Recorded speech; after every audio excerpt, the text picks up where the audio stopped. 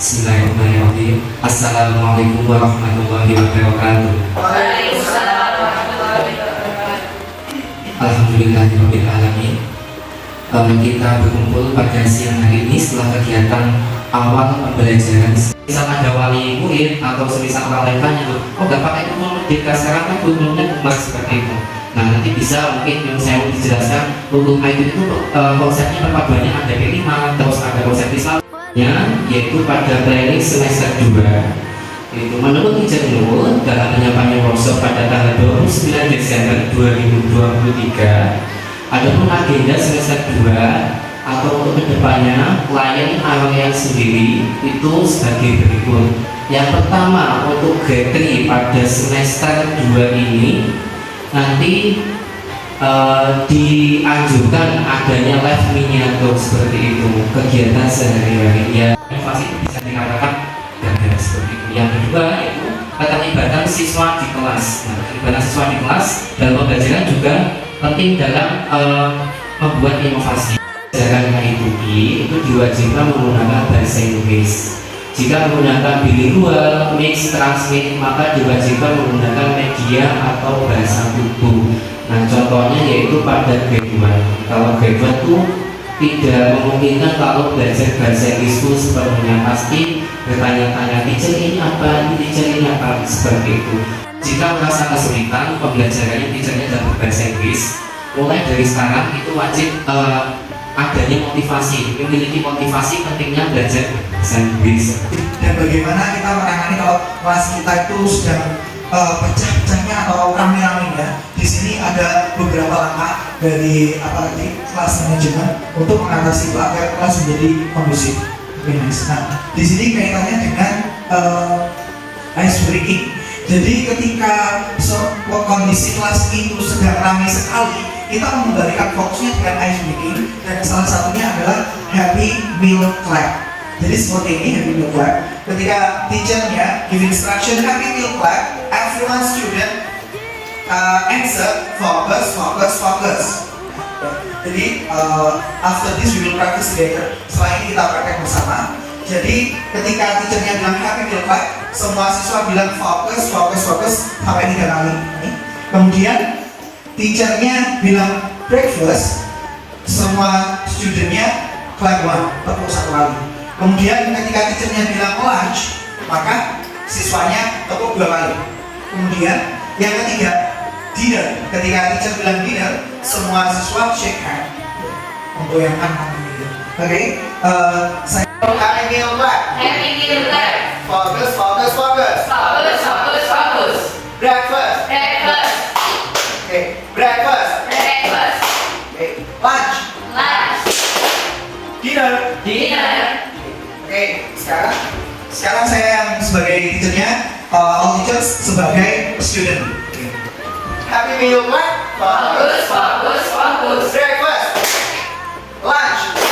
Dinner. Oke, stay fokus. Oke. Itu adanya rasa kuat budi terhadap orang lain, bisa juga diartikan sebagai timbulnya rasa memahami atau merasakan apa yang dirasakan orang lain. Nah, biasanya itu yang sering kita lihat di teman-teman, misalnya hari ini teacher Iman kenapa ya baru, atau teacher Nisa kenapa hari ini, ternyata Hana di rumah rewel atau seperti itu. Nah, itu termasuk munculnya rasa empati dari diri kita. Rasa empati itu akan muncul apabila diri kita sering berinteraksi dengan individu-individu tersebut. Ada misal kakek-kakek tua penjual kerupuk, nanti itu ada mahasiswa yang sedang selesai sidang mungkin ya, itu sedang foto-foto. Nah, kakeknya itu berdiri di sebelahnya mahasiswa tersebut. Nah, baiknya mahasiswa tersebut itu tidak mengusir kakek-kakek tersebut, tapi ayo kayak foto bersama. Nah, itu merupakan salah satu contoh dari timbulnya rasa empati yang akan dimiliki kita. Atau memiliki rasa kepedulian, merasakan yang tinggi dialami orang lain. Yang kedua ada empati, memiliki rasa kepedulian atau merasakan apa yang dialami orang lain dengan sewajarnya. Yang ketiga ada empati atau tidak memiliki rasa kepedulian, merasakan apa yang dialami orang lain. Nah, contohnya dari sumber empati itu dari yang sudah saya jelaskan tadi. Kalau yang kedua, empati itu dengan sewajarnya. Jadi itu hanya orang itu mungkin ada masalah, hanya itu saja. tetapi tidak mencoba menegur teacher Nofis, kenapa hari ini kok merenung, tidak seperti itu. Jadi itu hanya sewajarnya saja. Nah yang ketiga ada empati. Ketika melihat orang lain, orang itu kenapa merenung, ya itu dia tidak ada inisiatif sedikit pun untuk bertanya. Ya biarkan saja, mungkin pikirnya itu masalahnya dia sendiri, kita nggak perlu tahu. Itu namanya ada empati. Mungkin itu saja dari saya, dilanjutkan Teacher. Selanjutnya saya melanjutkan dari Teacher Budi. Dari bagian-bagian empati tadi ada contoh empati yang sudah dijelaskan jadi yang masuk tadi. Terus di sini saya akan membahas empati kita sebagai teacher kepada pimpinan dan kepada teman sejawat atau teman seperjuangan di sini, teman sama-sama teacher. Salah satunya yaitu tadi, misalnya ada teman kita yang datang itu murung, akhirnya kan mungkin moodnya itu mempengaruhi dalam pembelajaran di kelas. Entah pembelajarannya itu nggak maksimal ke anak-anak atau mungkin tanggung jawabnya pun juga ada yang bermasalah. Kita coba bertanya, misal kita ada yang apa yang sekiranya dapat kita bantu, kita bantu. Jangan yang seperti tadi ya, kalau tidak ada empati kita merasa bodo amat kepada teman-teman kita. Yang karena dengan itu, karena dengan adanya empati kita kepada sesama teacher mulai atasan itu akan menjadikan hubungan kita dalam teamwork dalam kerja itu bagus, ke anak-anak juga bagus, ke sesama teachernya juga bagus.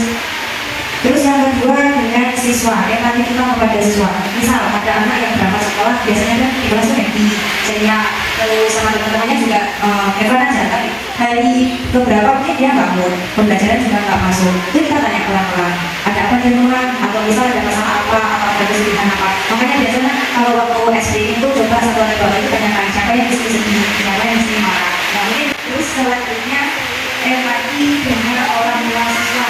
Misal ada orang-orang yang karena di sini juga sama-sama ada keluarganya ya seperti orang tuanya tadi, orang tua bapaknya mereka kan punya masalah di dalam keluarganya sehingga kita mereka kepada anak mereka dan juga jaminan di sekolah. Nah di sini kita mengarahkan kepada keluarganya karena background atau dari keluarganya seperti ini. Jadi jangan kita selalu menyalahkan anak orang itu begini pada saat soalnya orang itu gitu. Kita bagaimana sebisa mungkin memahami keadaan orang tua dan siswa tadi. Terus yang terakhir, empati kita sudah dipisah kepada lingkungan sekolah. Ini adalah pertanyaannya empati kita kepada lingkungan. Misalnya, yayasan kita ini kan sangat menggunakan apa, dan itu juga dari kepala yayasan kita kan bisa dilakukan apa. Jadi bagaimana empati kita untuk membantu beliau cara untuk menanamkan ada-ada dari kesehatan kita. Karena yang itu biasanya dia kita nggak mau. Jadi misal ada yang makanya sampai begini, langsung dengan belajar, nggak usah nunggu namanya itu. Misalkan ada yang salah apa, langsung belajar. Itu salah satu yang kita pada lingkungan di sekolah. Terus sedikit tambahan dari Pak Keluar kemarin itu, beliau menjelaskan bahwa dulu itu adalah salah satunya gagal. Kenapa harus gagal? Karena dulu itu yang menunjukkan kita bisa bawa itu pasti dengan kita. Memang itu ada masalah tentang kemampuan kita, pengeluaran kita dan keceriaan kita terhadap anak-anak. Makanya dari itu dulu harus menunjukkan semua itu dan selalu